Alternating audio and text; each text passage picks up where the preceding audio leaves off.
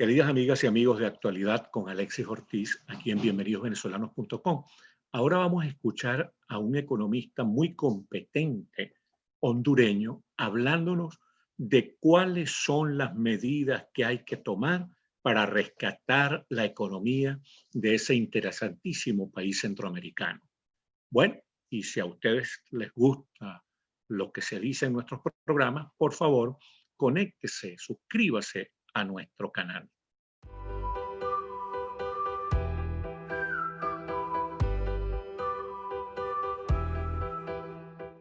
Bienvenidas, queridas amigos y amigas y amigos, a Actualidad con Alexis Ortiz por bienvenidosvenezolanos.com, esta plataforma de servicio a la gente venezolana y latinoamericana.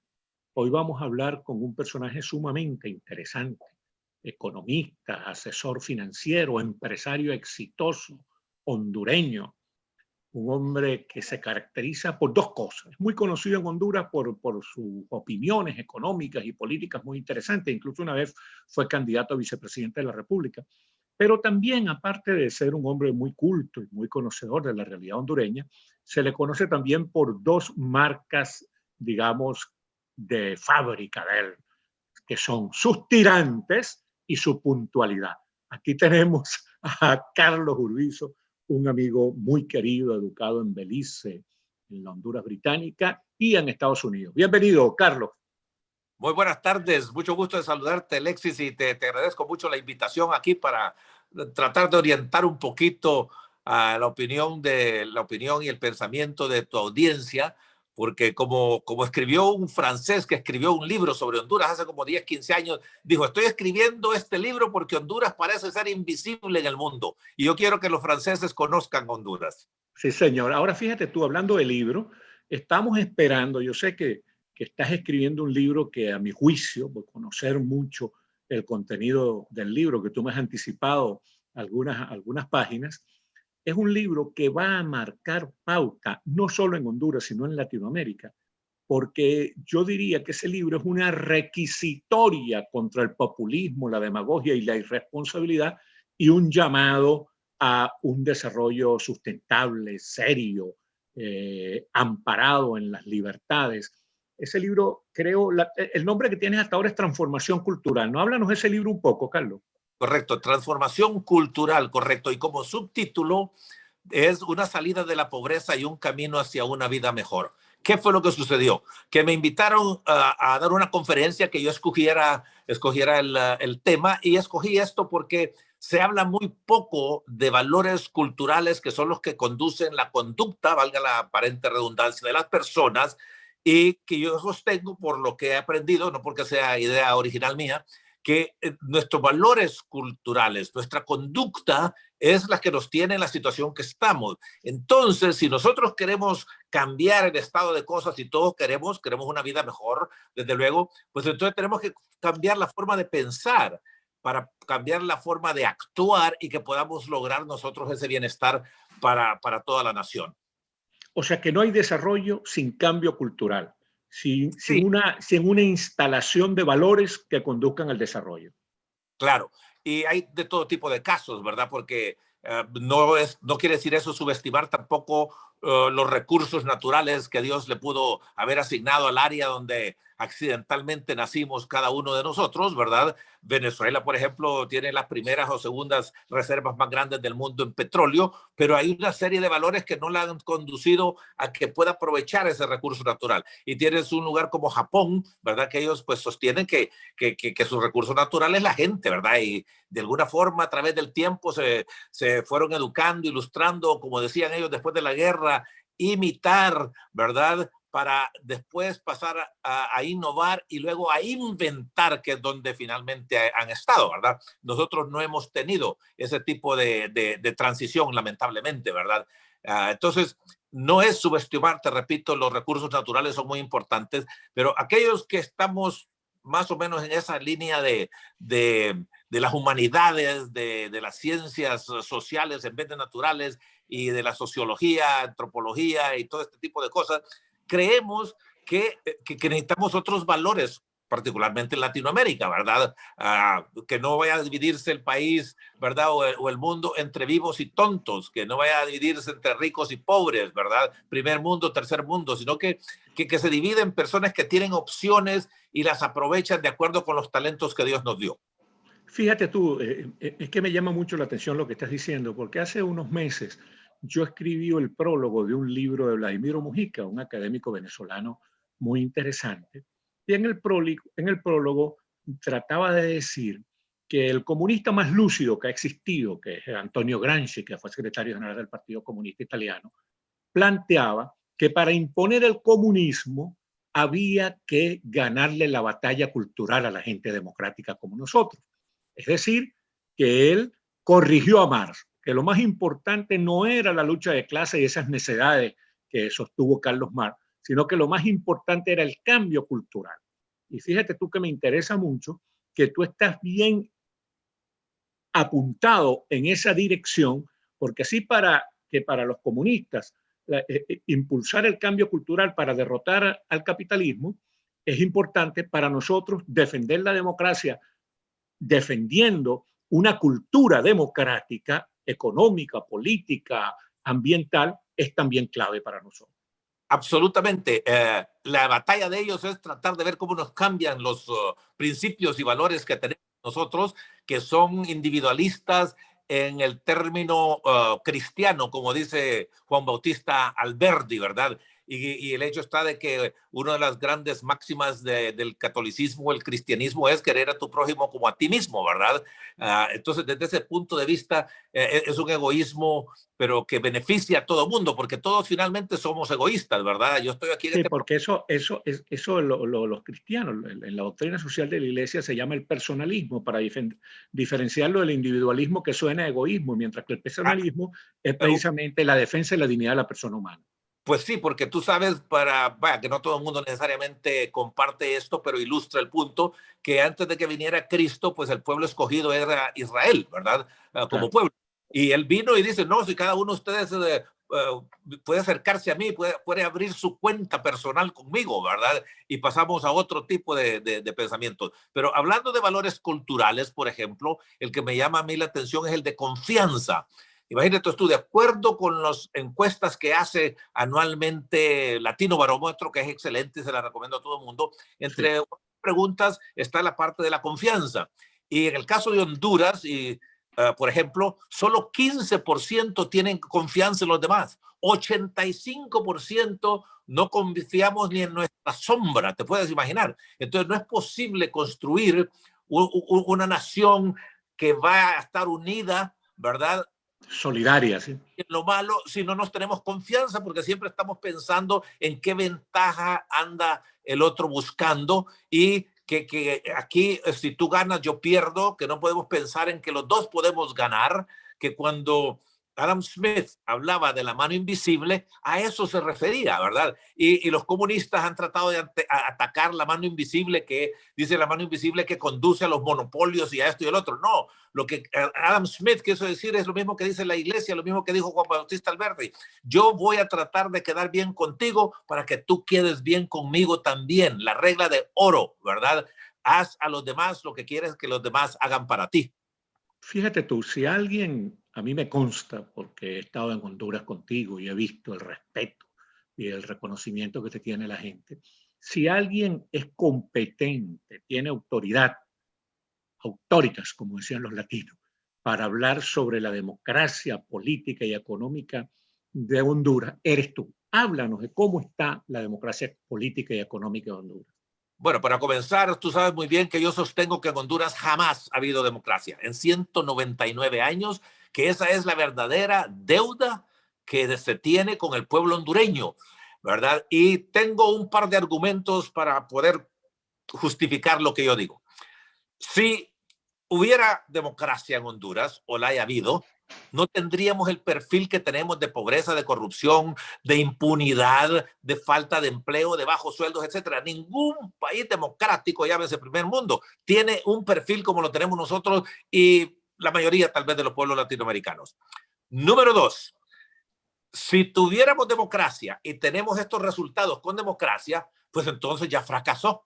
Y cambiémosla por otro sistema que no sé cuál sería, porque no conozco otro tan bueno como la democracia, pero eso tendría que ser la conclusión.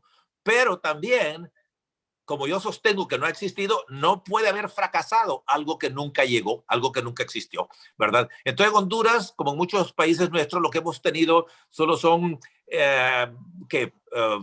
votaciones, que es uno de los elementos de la democracia. En Cuba van a votar, en Corea del Norte votan, en China votan también, en Irán votan, pero a nadie se le ocurre decir que son democracias, ¿verdad?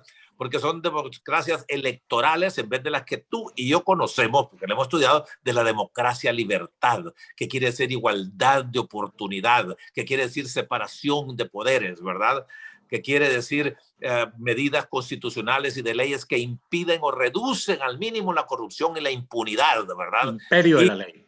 Imperio de la ley, imperio de la ley quiere decir que cumple con respetar los derechos naturales del hombre. Eso es todo: vida, libertad y propiedad. Y cualquier ley que atenta contra cualquiera de esos tres derechos del hombre es una mala ley, y se va a dar más en los países que no son democráticos como los nuestros.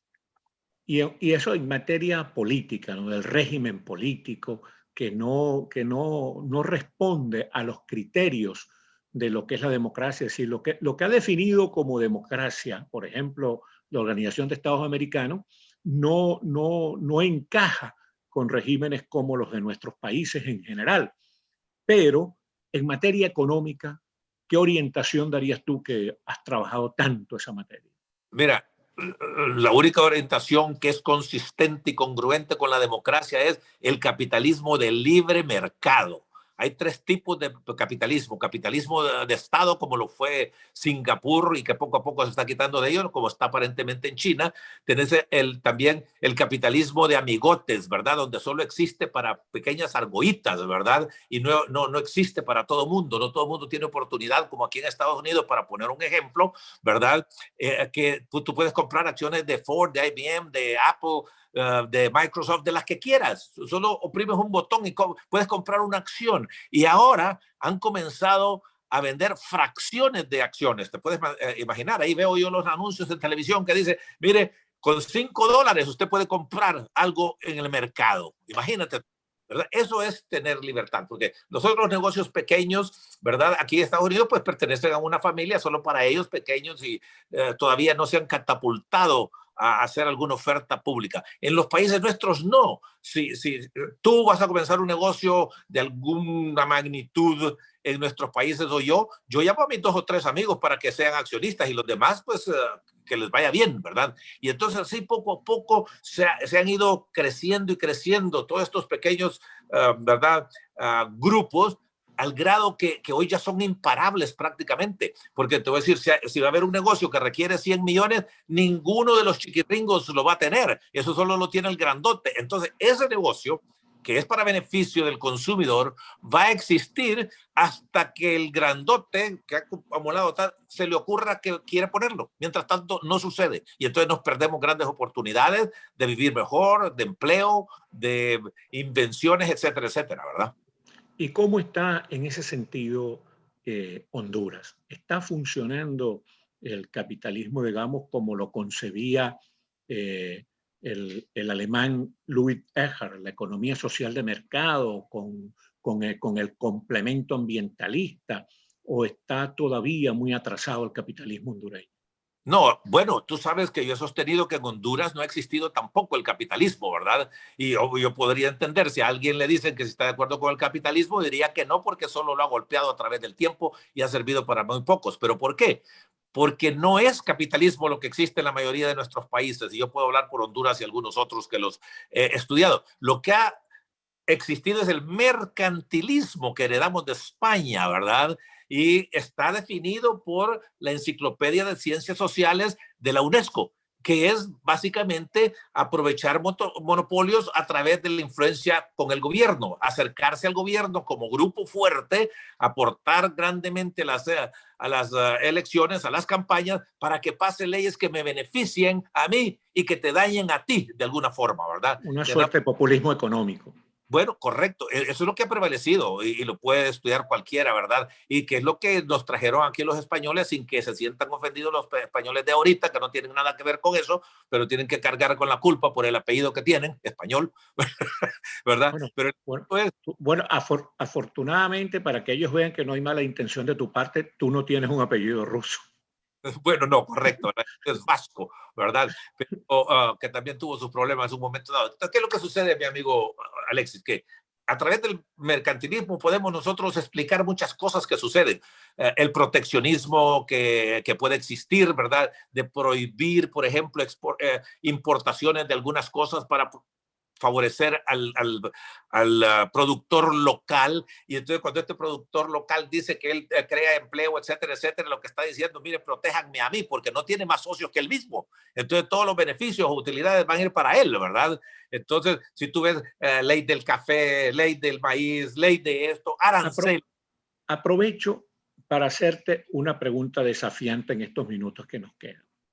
Si alguien, desde mi punto de vista, tiene la calificación intelectual, académica, política y además la experiencia como para dirigir la economía hondureña en este momento, si te llamara ahorita el gobierno para ponerte en el trance de dirigir la economía hondureña, ¿cuáles serían las decisiones claves que tú tomarías?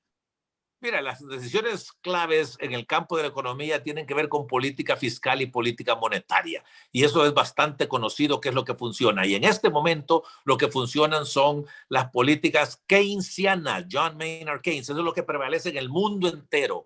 Ahorita el gobierno tiene que ser el protagonista ante esta pandemia que hay, porque no hay nadie que pueda tomar su lugar. Es equivalente a que si viene una gran inundación, un gran terremoto, ¿verdad? ¿Quién va a acudir? Ford, Apple, Microsoft. No, va a acudir el gobierno, ¿verdad? Así que igualmente ahorita estamos en una situación tan crítica, tan mala, tan calamitosa, que solo el gobierno tiene la autoridad y los instrumentos para poder influir en sostener la economía y que podamos salir adelante. Y eso no se está haciendo. Yo le envié una carta personal al presidente con estos conceptos. No me contestó ni esperaba que me contestara, pero sí esperaba de que tomara algunas medidas en ese sentido y no lo hizo. Antes de eso, a través de un grupo que yo coordino que se llama Grupo Cívico Noroccidental por la Democracia, habíamos enviado una carta pública con algunos de estos conceptos, pero en el caso de la carta yo fui más puntual. Mira, una cuestión. Aquí en los Estados Unidos, en el 2008 y ahora, el gobierno se vio obligado, ¿verdad?, a rescatar a todos esos que estaban a punto de fracasar. Y en este momento, por primera vez en 107 años, el Banco Federal de los Estados Unidos, que es el Banco Central, está comprando bonos corporativos para poder sostener a estas corporaciones y que no se caigan. O sea que esa es una de las funciones de subsidiariedad que llama el Papa Juan Pablo II en su encíclica Centésimos Annus, ¿verdad? Sí, Pero señor. también cosa que no sucede en nuestros países. Una vez que intervenga usted el gobierno, sálgase, porque deje que entonces la libertad regrese, que es lo que sucede en países del primer mundo. En el tercer mundo no, se quieren quedar ya con toda esa intervención que hicieron en la economía. Bueno, fíjate tú, hermano querido, el tiempo fue más astuto que tú y que yo y se nos acabó. Bueno, Muchísimas gracias a Carlos Urbizo, economista y consultor financiero hondureño, gran amigo, por estas orientaciones tan valiosas. Y gracias a ustedes, queridas amigas y amigos, por habernos visto, escuchado y escuchado.